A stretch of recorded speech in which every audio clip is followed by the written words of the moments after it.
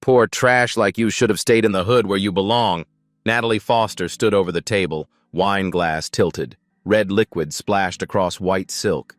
How did you sneak in here? Tessa looked up. Her voice came soft. I paid for my ticket. With what? Food stamps? Natalie's laugh was sharp. She turned to the man beside her. Greg, is this really your wife? God, I see why you came running to me. Gregory Hayes smirked. Tessa, maybe you should just go. You're embarrassing yourself. Wine dripped onto Italian marble. Phones lifted around them, recording everything. Natalie leaned down, her face inches from Tessa's. People like you don't belong in places like this. Wrong color, wrong class, wrong everything. Tessa stayed silent. Her hands rested flat on the wine-soaked tablecloth. Have you ever seen someone humiliate the wrong person? 3 months earlier. Morning sunlight filtered through kitchen blinds. Tessa Bennett sat at her laptop, coffee steaming beside her. The house was quiet, small. A 2-bedroom suburban home with beige walls and second-hand furniture. Her screen showed a video call. 4 faces stared back at her from expensive offices. The Singapore acquisition needs another quarter, Tessa said. Her tone was calm but absolute. Their labor practices don't meet our standards. A man in a suit nodded. Understood, Ms. Bennett. We'll table it. She ended the call, closed the laptop, stretched her shoulders. The kitchen smelled like burnt toast. Dishes sat in the sink from last night. A grocery store circular lay on the counter, items circled in red pen. She'd clipped coupons before her meeting. Her phone buzzed. A text from her father. Board meeting went well. Miss you. She smiled. Typed back, Miss you too, Dad. Tessa stood and walked to the closet.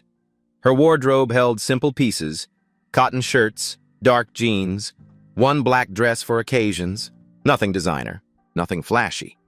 She'd dressed this way since college. Her car sat in the driveway, a 2018 Honda Accord with a small dent in the rear bumper. The interior smelled like vanilla air freshener. Fast food receipts littered the passenger seat. She drove to the grocery store, pushed a metal cart through fluorescent-lit aisles, compared prices on chicken breasts, chose the store brand over name brand. The cashier smiled at her. She smiled back. You saved $12 with coupons today, the cashier said. Every bit helps. Tessa loaded bags into her trunk. This was her life. By choice. Nobody at the grocery store knew her last name meant anything. Nobody at the gas station recognized her face. She was just another woman in her 30s, living modestly, trying to get by. That's exactly what she wanted. 6 years ago, she'd met Gregory Hayes at a coffee shop. He was charming, attentive. He'd asked what she did for work. Consulting, she'd said. Not a lie, just not the whole truth. He told her about his marketing job, his dreams of moving up, his frustration with colleagues who had family money and connections. I want to earn everything myself, he'd said. No shortcuts. She'd loved that about him. They dated for 8 months, got married at a small courthouse ceremony. She wore a dress that cost $200. He wore a suit he already owned. She never told him about Bennett Global Technologies, never mentioned the trust fund, never explained that her consulting work meant advising her father's $87 billion company. She wanted him to love her, not her money. For the first 3 years, it worked. They were happy. He complained sometimes about their modest lifestyle, but she thought it was normal marriage stress. Then things changed. Gregory started working late. His phone was always face down. He took calls in the other room. When she asked questions, he got defensive. Why are you always so suspicious? He'd snap. She wasn't suspicious. She was observant. Last month, she'd found a receipt in his jacket pocket. A jewelry store. $15,000 for a diamond bracelet. Their joint account had maybe $3,000. Where did $15,000 come from? She'd checked their credit cards, found a new one she didn't know about. Hotels, restaurants, flowers, all charged to this secret card. She hired a private investigator, got photos within 2 days. Gregory with a blonde woman, holding hands at an upscale steakhouse, kissing outside a hotel. The woman wore the $15,000 bracelet. The investigator's report included a name: Natalie Foster, 29. Worked at Gregory's firm. Recently divorced from a wealthy older man, known for expensive tastes and social climbing, also known for something else. The investigator had pulled Natalie's social media history, screenshots of deleted posts, comments about diversity hires ruining the workplace, complaints about affirmative action taking jobs from qualified people. One post from 2 years ago: "Why do we keep lowering standards just to hit quotas?" Tessa had stared at those screenshots for a long time. She could have confronted Gregory immediately, could have filed for divorce, could have revealed everything. But she wanted to see how far he'd go, how much he truly valued her. The charity gala invitation arrived 3 weeks later, the annual spring event at Riverside Country Club. Tessa had attended for years, always donating quietly through her father's foundation. This year, Gregory said he couldn't go. Work conflict. She went alone. And that's where everything came crashing down. The country club terrace sparkled under afternoon sun. White tablecloths, crystal glasses, women in designer dresses, men in tailored suits. Tessa arrived at 2 o'clock. She wore her black dress, simple heels, small earrings. She'd pulled her hair into a neat bun. The hostess checked her name against the guest list. "Ms. Bennett, welcome back. Your usual table?" "Please." Her usual table sat in the corner, quiet, away from the main crowd, perfect for observing without being observed. She ordered sparkling water, picked up the auction program, flipped through pages of vacation packages, jewelry, art pieces. One item caught her eye. Educational Scholarship Fund. Starting bid $50,000. She made a note on her program. Music drifted from speakers. Classical. Soft enough for conversation. The terrace held maybe 80 people, donors, board members, local business owners. Tessa recognized several faces. A state senator, a hospital administrator, the owner of the city's largest car dealership. None of them recognized her. She'd made sure of that over the years. She pulled out her tablet, checked emails, reviewed a contract proposal, sent 3 messages to her team. At 2:30, movement near the entrance caught her attention. Gregory walked in. Tessa's fingers stopped on the tablet screen. He wore a navy suit. New, expensive looking. His hair was freshly cut. He was laughing at something. The woman beside him wore red, a tight dress that probably cost more than Tessa's entire wardrobe. Blonde hair in perfect waves. The diamond bracelet on her wrist caught sunlight like a disco ball. Natalie Foster. Tessa set down her tablet slowly. Gregory's face went pale when he saw her. He stopped mid-step. Natalie noticed his reaction and followed his gaze. Her eyes landed on Tessa. A smile spread across her face. Not friendly. Predatory. She grabbed Gregory's arm and steered him toward the bar. They ordered champagne. 2 glasses. Natalie's laugh carried across the terrace, too loud, too performative.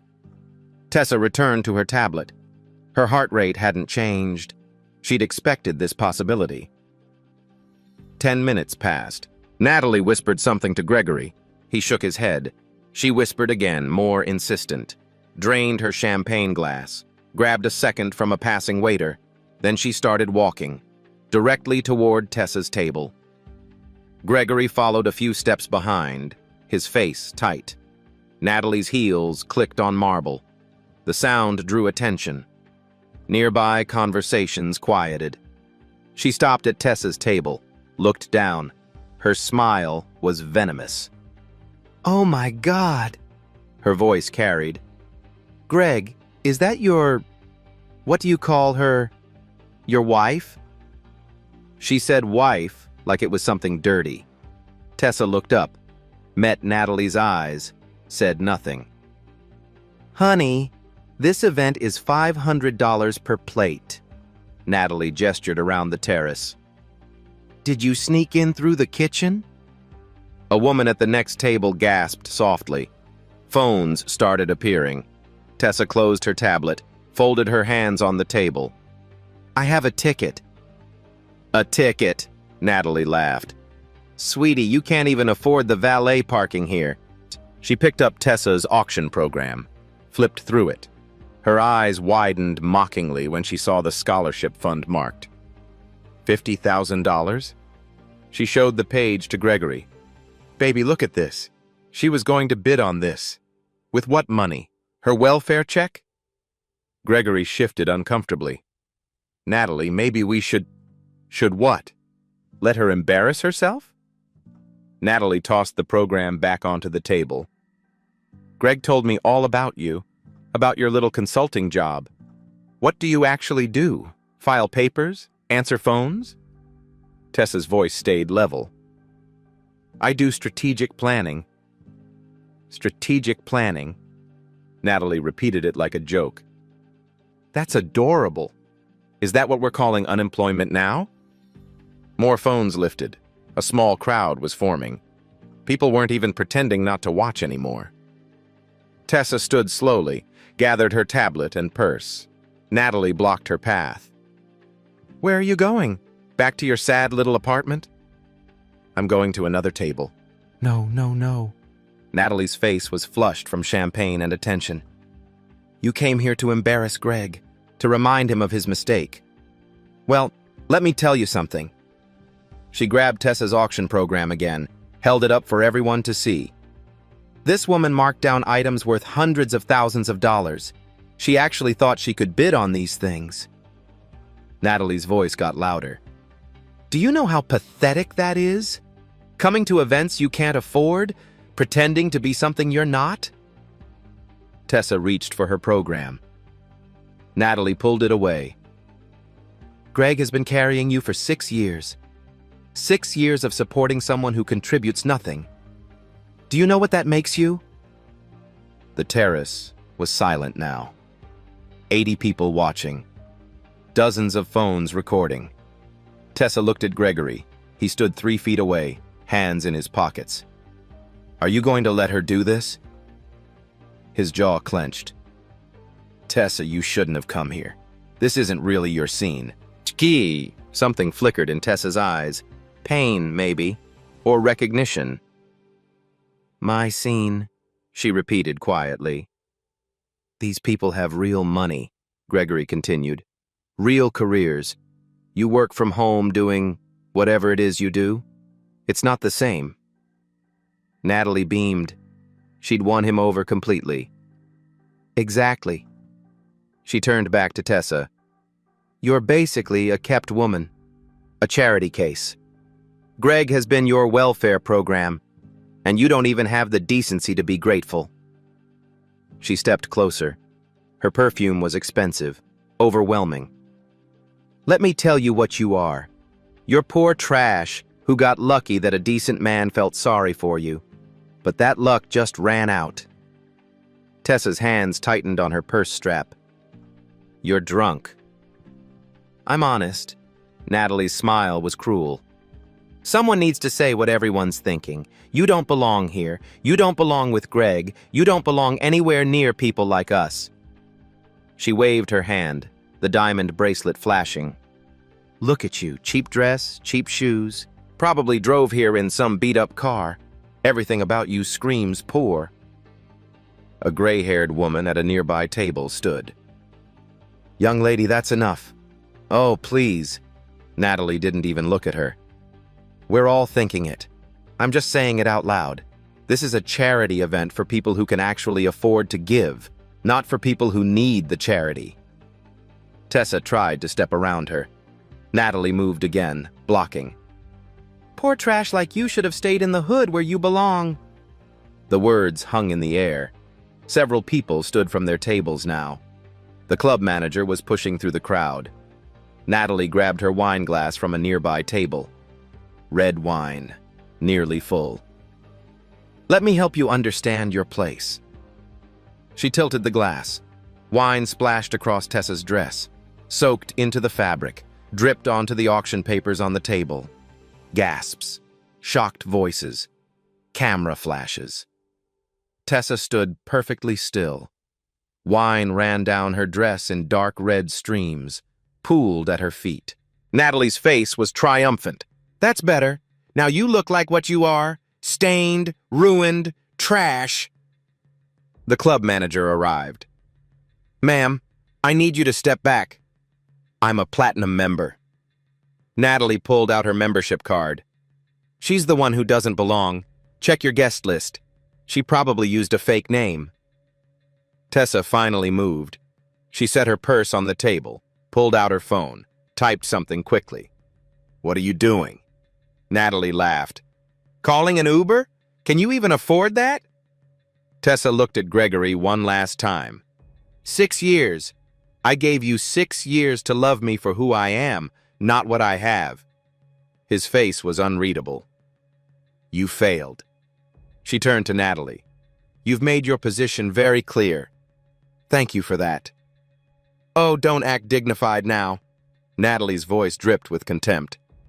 "You're standing there covered in wine, humiliated in front of everyone. You're nothing. You have nothing. You are nothing." Tessa picked up her purse, started walking toward the exit.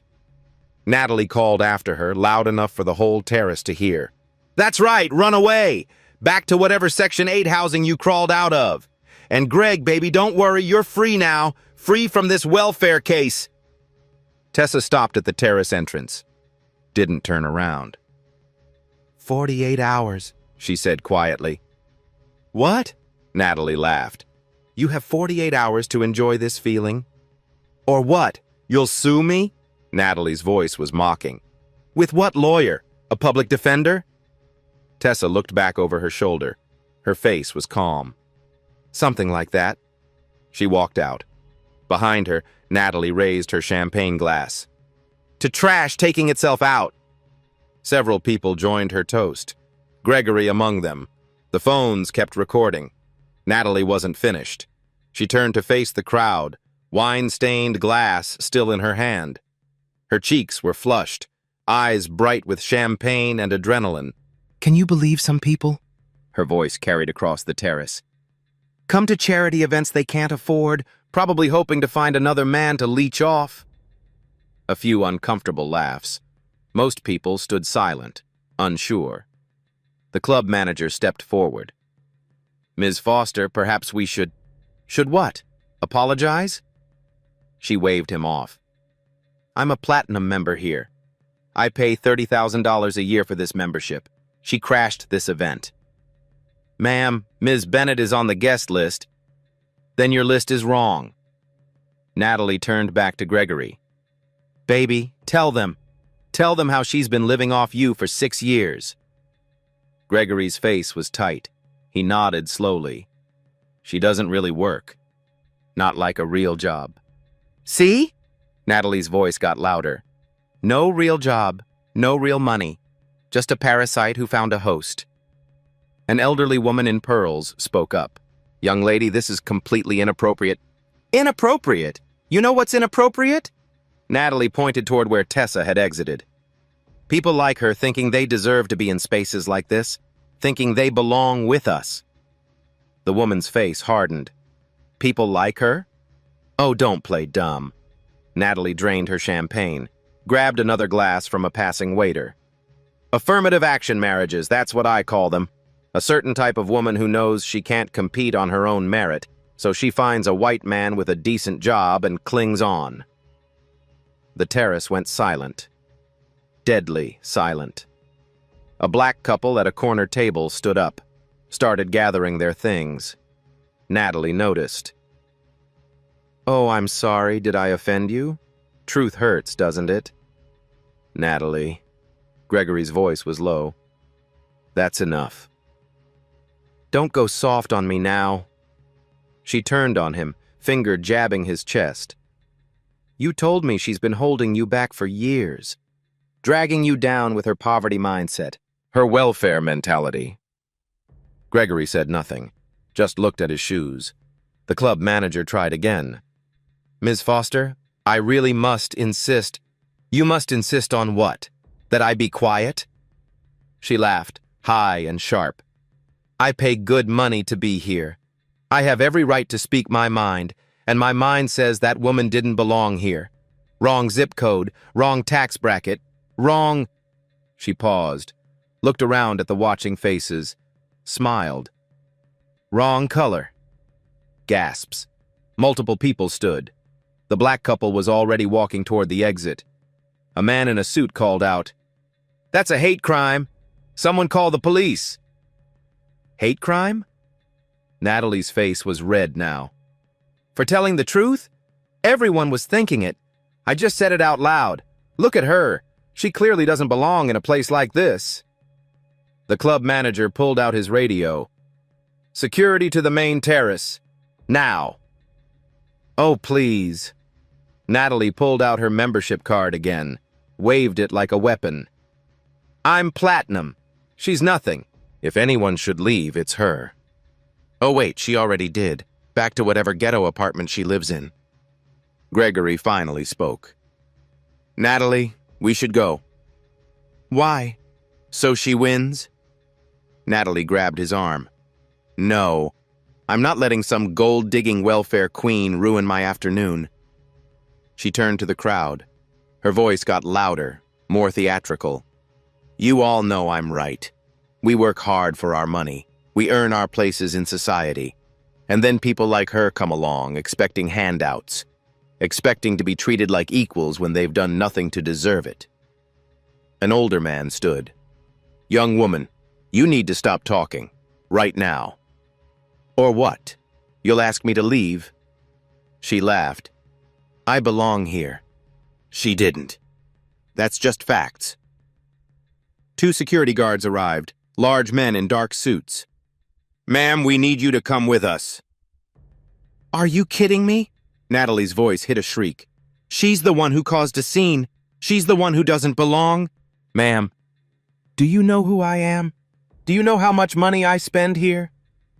She turned to Gregory. Tell them, baby. Tell them we're members. Gregory held up his hands. I'm just a guest. Natalie has the membership. Her face twisted. Just a guest? You brought me here to... She caught herself, forced a smile. We're together. As a couple. That woman in there is his mistake, his past. We're his future. One security guard touched her elbow gently. Ma'am, please come with us to discuss this privately. She jerked away. Don't touch me. Do you know what she did? She came here to spy on us, to ruin our day. This is harassment. Ma'am, multiple witnesses say you poured wine on another guest. Because she needed to be put in her place. Natalie's voice was ice. Someone had to show her where she stands, at the bottom, where people like her belong. The guard's face hardened. That's assault, ma'am. Assault? She laughed. It's a lesson, a reality check. Poor trash like her needs to understand there are levels to society, and she's at the very bottom. Phones were still recording. Every word, every gesture. The second guard spoke into his radio. We need management here, now. A woman in a business suit arrived. The club's general manager. Her face was professionally neutral, but her eyes were angry. Ms. Foster, I'm going to have to ask you to leave. Excuse me? Natalie's jaw dropped. I'm a platinum member. Your membership is under review as of this moment. The manager's voice was crisp. You've assaulted another guest, made racist statements, created a hostile environment. Our club has a zero-tolerance policy. Zero tolerance? For what? Honesty? Natalie's voice climbed higher. That woman didn't belong here, and everyone knows it. She's poor. She's black. She crashed an event for wealthy white people. That's enough. The manager cut her off. "Security, please escort Ms. Foster from the premises." "You can't do this!" Natalie looked around wildly. "Greg, do something. Tell them they're making a mistake." Gregory took a step back. "I think you should probably just go, Natalie." Her mouth fell open. "Are you serious? I did this for you. I defended you. I got rid of your mistake of a wife." "You embarrassed me." His voice was flat. "You made a scene. You said things that—" He shook his head. "I can't be associated with this." "Associated with this?" She stared at him. "You told me she was nobody. You said she was holding you back. You wanted her gone." "I didn't want this." He gestured at the crowd, the phones, the security guards. "This is insane." "Insane?" Her voice went shrill. "You're calling me insane now? After everything?" The security guards moved in. Each took an arm. "Don't touch me!" She tried to pull away. "I'll sue this club. I'll sue all of you. You can't treat a platinum member like this." They started walking her toward the exit. She fought every step. "This is discrimination!" she screamed. "You're kicking me out for telling the truth, for defending standards, for keeping out people who don't belong." The crowd parted. People stepped back, faces disgusted. Natalie's voice echoed across the terrace as they pulled her away. "She's nothing. She has nothing. She'll always be nothing, and all of you know it." The doors closed behind her. The terrace fell silent. Gregory stood alone, every eye on him. The general manager approached. "Mr. Hayes, I'm afraid I need to ask you to leave as well." "What? Why?" His face went pale. "I didn't do anything. You brought her here. You stood by while she assaulted another guest. You corroborated her statements." The manager's voice was ice. "You're not welcome here." "But she's the one who—" He looked around desperately. "I didn't say those things. She did. You said Ms. Bennett didn't belong here. Multiple witnesses heard you." The manager gestured to the exit. "Please leave voluntarily or security will assist you." Gregory's hands shook. "This is a mistake. A huge mistake." "The mistake was already made, Mr. Hayes." The manager turned away. "Don't come back." He walked out, head down, while dozens of phones tracked his exit.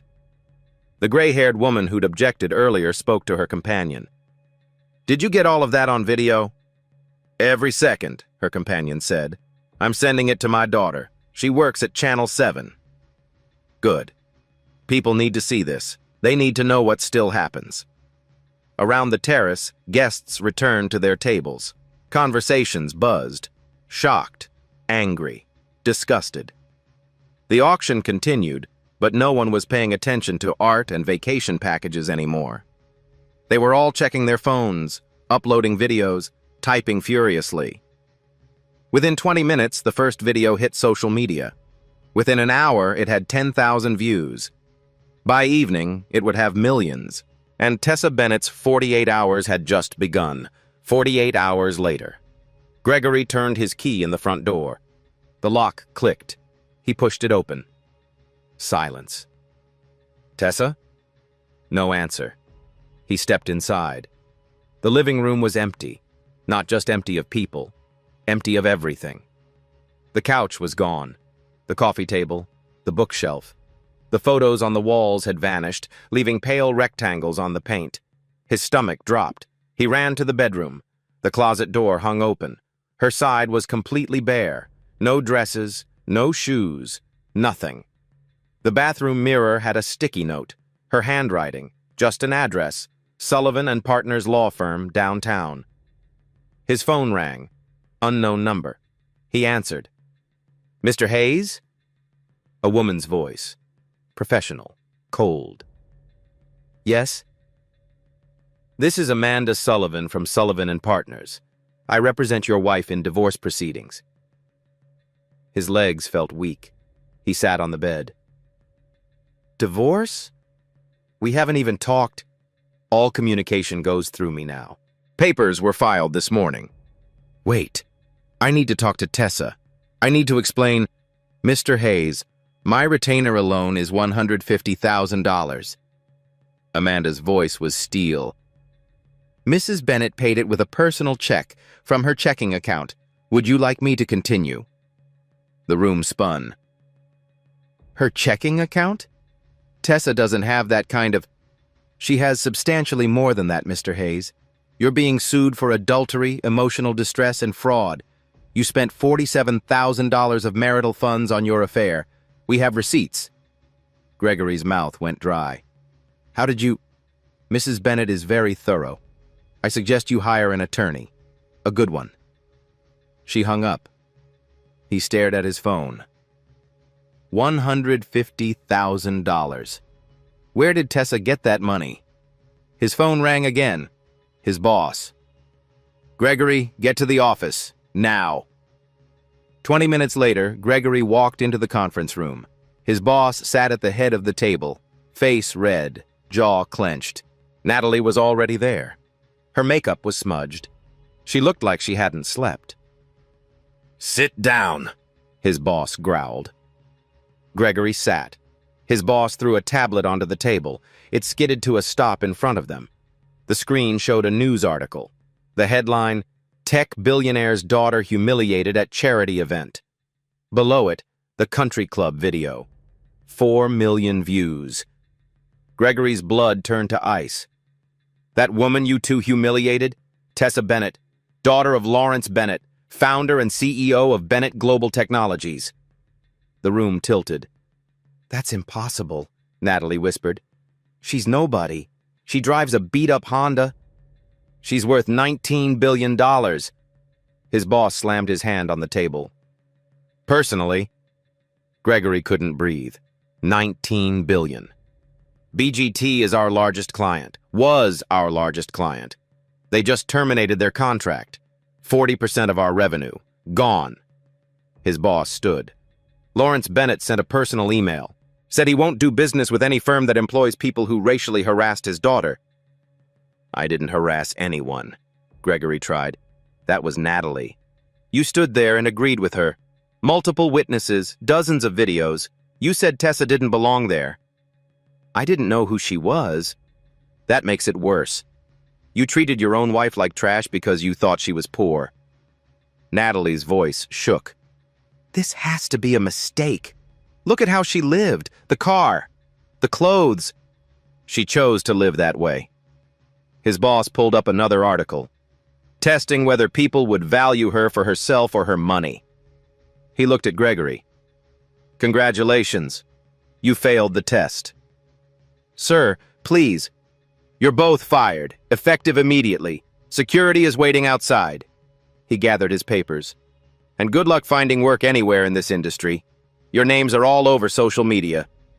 Natalie stood, hands shaking. You can't do this. I have rent. I have bills. Should have thought about that before you dumped wine on a billionaire. He walked to the door. Oh, and Natalie? Mrs. Bennett's legal team filed a lawsuit against you this morning. $10 million in damages. Her face went white. $10 million? I don't have... That's your problem now. He left. Security guards appeared in the doorway. No! Natalie backed up. This isn't happening. Gregory sat frozen. His phone buzzed. A text from his mother. Did you really leave Lawrence Bennett's daughter? Are you insane? Another buzz. His father. Call me immediately. Another buzz. His brother. Dude, what the hell did you do? The security guard stepped forward. Time to go. Natalie was crying now, mascara running down her face. She's a billionaire. She doesn't need the money. Why is she doing this? Gregory finally understood. He stood slowly. Because it's not about the money, he said quietly. It never was. The guards escorted them out, past cubicles of former colleagues who wouldn't meet their eyes. Through the lobby. Out to the street where protesters had already gathered. Signs waved. Racism has consequences. Poor trash? More like rich karma. Cameras flashed. Gregory walked to his car. His phone wouldn't stop buzzing. He sat in the driver's seat, hands shaking. 48 hours ago, he'd stood on that terrace feeling superior, feeling free. Now he understood. He'd been living with $19 billion and never knew it, because she'd wanted him to love her, not her money. And he'd failed. His phone rang again. Amanda Sullivan. He answered. Mr. Hayes, we need to discuss the divorce settlement. Mrs. Bennett is pursuing a fault-based divorce. In this state, that means asset division heavily favors the wronged party. What does that mean? It means you're going to lose everything, Mr. Hayes. She hung up. Gregory sat outside his former workplace. Unemployed. Being sued. About to lose everything. All because he'd mistaken quiet dignity for weakness. The video went viral in 6 hours. By midnight, 8 million views. By morning, 15 million. Hashtags exploded. Poor trash. Hash karma's real. Bennett daughter. Hash racism has consequences. News outlets picked it up. Tech heiress humiliated at charity event. Billionaire's daughter attacked for looking poor. Natalie's phone wouldn't stop ringing. Not with support, with rage. Her Instagram had 200,000 new comments, all of them furious. You're disgusting. Hope you lose everything. Racist trash got what she deserved. She deleted the app, then Twitter, then Facebook. It didn't matter. Screenshots lived forever. Her apartment building's lobby filled with protesters by Tuesday morning, 40 people with signs, chanting. The building manager called. Ms. Foster, you're violating your lease, creating a public disturbance. I'm not doing anything. They came here. Find somewhere else to live. 30 days. He hung up. Natalie sat on her couch, shaking. Her phone buzzed with a new email. Sullivan and Partners law firm. She opened it.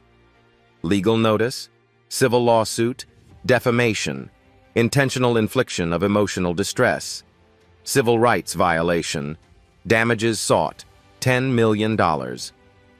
Her vision blurred. She had maybe 30,000 in savings. She called the number on the letter. Sullivan and Partners. I need to speak to someone about a lawsuit against me, from Tessa Bennett. Hold music. Then a man's voice. Ms. Foster, I'm Daniel Cross. Mrs. Bennett's team asked me to expect your call. This is a mistake. I was drunk. Ms. Foster, we have video from 6 different angles. Clear audio. 43 witness statements. You said, poor trash like you should have stayed in the hood where you belong. I was upset. You committed assault and made racist statements in public. We're filing the suit. See you in court. He hung up. Natalie screamed, threw her phone across the room. It cracked against the wall. Her doorbell rang. She looked through the peephole. A man in a suit holding papers. Process server. She didn't answer. He slid the papers under the door and left. Official notice, court date in 6 months. Her phone rang from across the room, still working despite the crack. Her mother. She crawled to it, answered. Natalie Marie Foster, what have you done? Mom, I just saw the video. Everyone in my bridge club saw it. Do you know how humiliated I am? I didn't know who she was. That makes it worse. You said those things to a stranger. You poured wine on her. Her mother's voice cracked. I raised you better than this. But Mom, don't call me until you fix this. If you can fix this. She hung up. Natalie sat on the floor, surrounded by designer purses and shoes she could no longer afford, wearing the $15,000 bracelet that had cost her everything. Her phone buzzed. Unknown number. Hi, Natalie. Channel 7. We'd love to interview you about the incident. Delete. Another text. This is TMZ. Running a story on you tomorrow. Care to comment? Delete. Another. You racist bitch. Hope you rot. Delete. Delete. Delete. She pulled her knees to her chest and cried. Across town, Gregory sat in his car outside his parents' house. He'd been there for an hour. Couldn't make himself go inside. His phone showed 73 missed calls, 46 texts, 200 unread emails, most of them angry. Can't believe you did that to your wife. You're a disgrace. Never contact me again. His father appeared at the front door, gestured for him to come in. Gregory got out slowly, walked up the driveway like a man heading to execution. His father's face was stone. Your mother is in the living room. She's been crying for 2 days. Dad, I can explain. Explain what? That you cheated? That you let your mistress humiliate her? That your wife is worth $19 billion and you threw her away? Gregory's voice was small. I didn't know. That's the problem. You didn't know because you never bothered to really know her. They walked inside. His mother sat on the couch, red eyes, tissue in hand. She looked at him, didn't speak. Gregory sat across from them. I'm sorry. Sorry doesn't fix this, his father said. You lost a good woman, a woman who loved you enough to hide her wealth just to see if you'd love her back. I did love her. You loved what you thought she was, poor, dependent, beneath you. His father's voice was hard. The moment you thought she was nobody, you treated her like nobody. Gregory had no answer. His mother finally spoke. You need a lawyer, and prepare to lose everything. Mom, I'm not helping you. Your father's not helping you. You made this bed. She stood and left the room. Gregory sat in silence. Outside, the sun was setting. His phone buzzed again. News alert. Gregory Hayes and Natalie Foster fired after viral video. The consequences were just beginning. Detective Raymond Clark watched the video for the 5th time. He sat in his office at the Civil Rights Division. The country club footage played on his computer screen. He'd received 47 complaints in 3 days. He picked up his phone, called the district attorney. We need to talk about the Bennett case. 2 hours later, he sat across from DA Patricia Morrison. She was watching the video now. Her jaw tightened. How many witnesses? She asked. 83 at the event. 43 gave statements, all corroborating. Physical evidence? 6 phone videos, security footage, audio is crystal clear. He pulled out a folder. And there's more. Ms. Foster has a history. Patricia looked up. What kind of history? 2 complaints at her previous job, both from black colleagues, settled quietly with NDAs. He slid papers across. She called one a diversity hire who didn't deserve promotion, told another to go back to the hood. Patricia's expression hardened. Pattern of behavior. Gets worse. We pulled her social media, private accounts she thought were deleted. He showed screenshots, posts about affirmative action, complaints about diversity initiatives, links to groups with white nationalist rhetoric. This wasn't a one-time thing, Raymond said.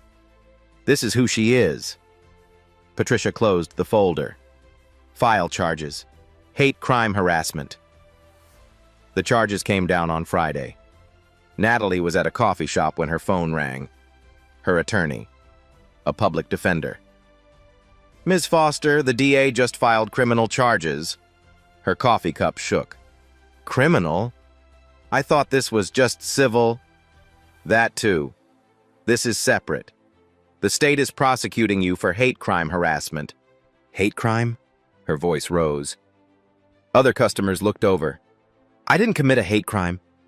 You assaulted someone while making racist statements in public. That's textbook hate crime. Papers rustled. Maximum sentence is 3 years, plus fines, plus community service. 3 years? She stood, knocking over her coffee.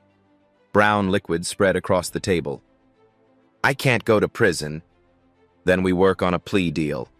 But Ms. Foster, with your history and the video evidence, we don't have much leverage. She hung up, ran to the bathroom, threw up.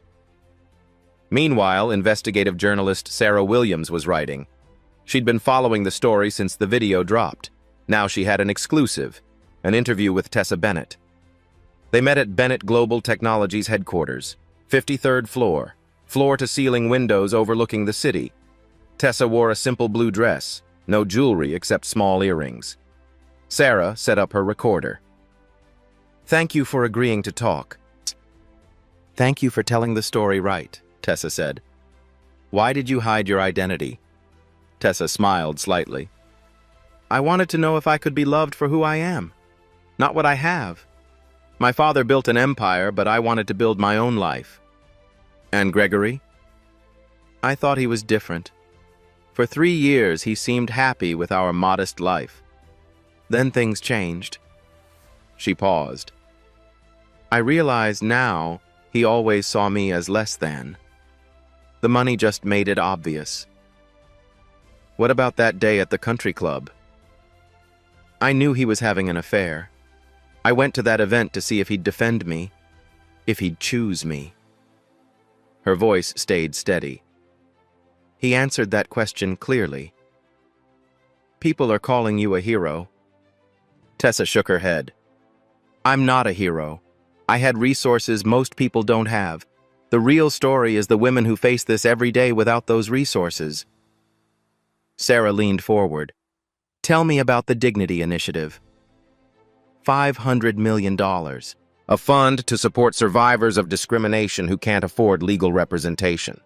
We'll provide attorneys, investigators, court costs, whatever they need. Why?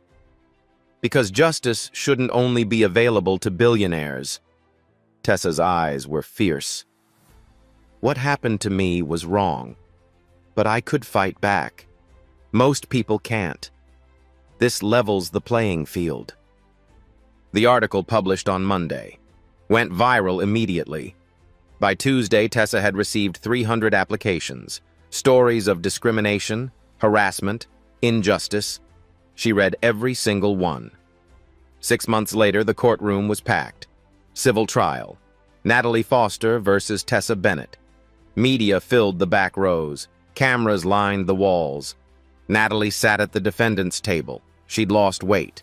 Her hair was dull. She wore a cheap borrowed suit. The diamond bracelet was gone, sold to pay rent. Tessa sat with her legal team, Amanda Sullivan and 3 associates, all carrying thick folders. Judge Patricia Morrison entered, a black woman in her 60s. "All rise." The trial lasted 3 days. Amanda presented the video evidence first, all 6 angles. The jury watched Natalie dump wine, heard every word. "Poor trash like you should have stayed in the hood where you belong." Several jurors flinched. Then came the witnesses, guest after guest describing what they saw, the humiliation, the racial slurs. Natalie's attorney argued intoxication, emotional distress. It didn't work. On day 2, Amanda presented Natalie's social media history. Every deleted post, every racist comment, every link to extremist groups. The jury's faces grew harder. Expert witnesses testified about racial harassment, its psychological impact. On day 3, Natalie took the stand. It was a disaster. "Ms. Foster, why did you target Mrs. Bennett specifically?" Amanda asked. "I was upset about the affair." "But you were having an affair with a married man." "Why were you upset?" Natalie stammered. "I thought he was leaving her." "What did he say about Mrs. Bennett?" "That she was holding him back, that she didn't contribute." "You told Mrs. Bennett she should go back to the hood. Why did you assume she came from the hood?" "I didn't. That's not what I meant. You said wrong color, wrong class, wrong everything. What did you mean by wrong color?" "I wasn't talking about race." "Then what were you talking about?" Natalie's face flushed. She couldn't answer, contradicted herself, got defensive, angry. The jury saw everything. Closing arguments took 2 hours. The jury deliberated for 3. They returned with a verdict. Guilty on all counts. Defamation, $3 million. Intentional infliction of emotional distress, $2 million. Civil rights violation, $5 million. Punitive damages, $8 million. Total, $18 million. Natalie collapsed in her chair, sobbing. Judge Morrison spoke. Her voice carried authority. This case represents a clear example of racial animus displayed publicly and without remorse. The defendant's actions were calculated to humiliate based on race and perceived economic status. She looked at Natalie. While the plaintiff doesn't need this money, the award sends a message. Such behavior has real consequences. She banged her gavel. 2 weeks later, Gregory's divorce hearing. The judge reviewed the evidence, the affair, the $47,000 spent on Natalie, Gregory's statements at the country club. This is a fault-based divorce. Mr. Hayes, you committed adultery. You misappropriated marital funds. You publicly humiliated your wife. Gregory stared at his hands. The court awards Mrs. Bennett full marital assets. Mr. Hayes receives nothing. Additionally, Mr. Hayes will pay $250,000 in restitution. He will pay all court costs and attorney fees totaling $800,000.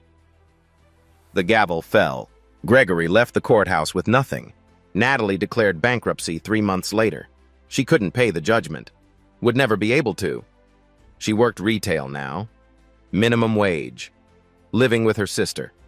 Her name was Toxic. Her face recognizable. The criminal trial came next.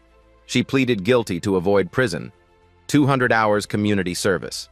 3 years probation. Mandatory bias education courses. Permanent record for hate crime. The consequences were real, permanent, inescapable. Justice had been served. 1 year later, Tessa stood at the floor-to-ceiling window of her office. Bennett Global Technologies stretched 53 floors below her. The city sparkled in morning sunlight. Her title had changed.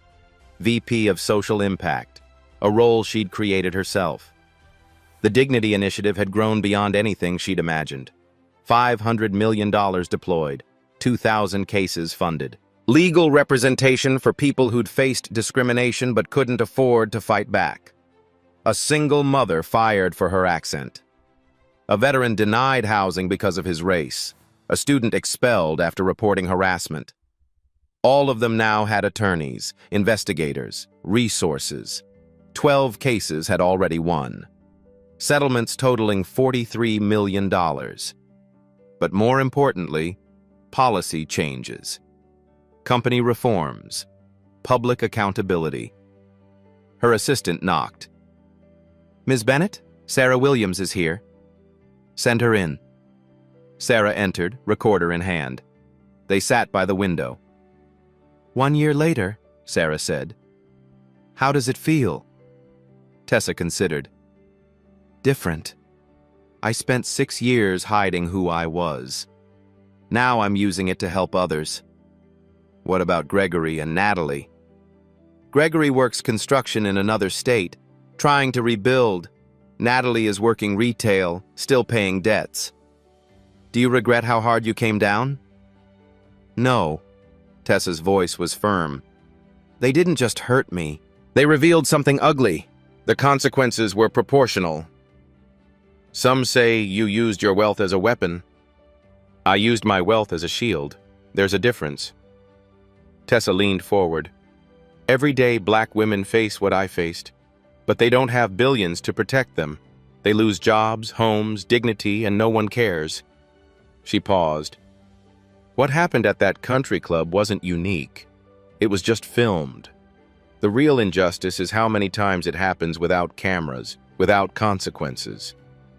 Is that why you created the Dignity Initiative? Exactly.